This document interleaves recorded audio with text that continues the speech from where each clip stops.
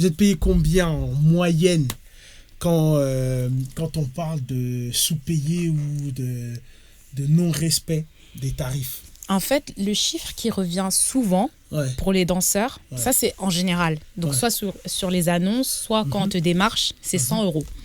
Le chiffre 100 là, enfin le nombre 100, c'est vraiment ce qui revient. Parfois, tu as des artistes ou des prods qui te proposent même 50 euros.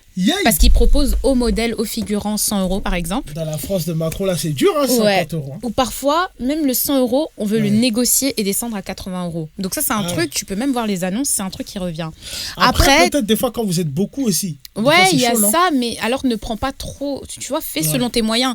C'est comme si tu veux, je sais pas, 15 filles d'honneur, mais t'es pas capable de les apprêter, de leur prendre des robes, tu vois. Enfin, c'est un exemple, hein.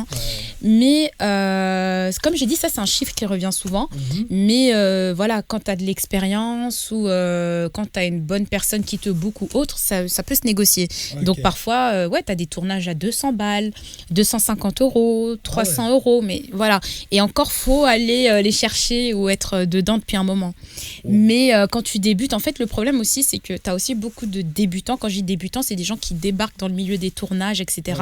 On va te dire, tu as tel tournage ou tel show. C'est un show, donc je veux dire, ça se prépare, il y a des répétitions, il y a plein de choses, il y a ton trajet, plein de choses qui rentrent en compte.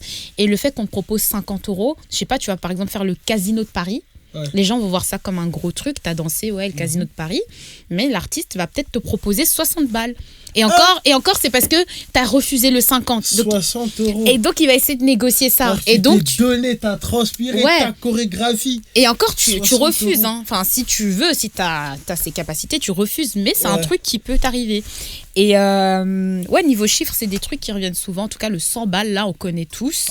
Moi, je me souviens, parfois, je proposais à des potes à l'ancienne, 100 balles. Ils disaient, mais t'es sérieux, 100? Après, j'essayais de monter à 150 ou limite 200. Moi, et j'ai déjà 100, 300. Ça va.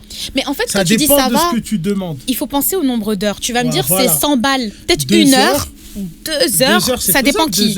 Ça dépend qui.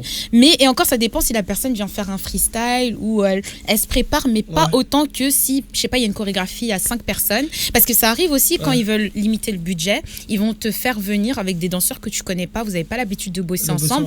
Vous faites la choré le jour même, peut-être en 30 minutes. Après, quand tu es avec des pros, ça va vite.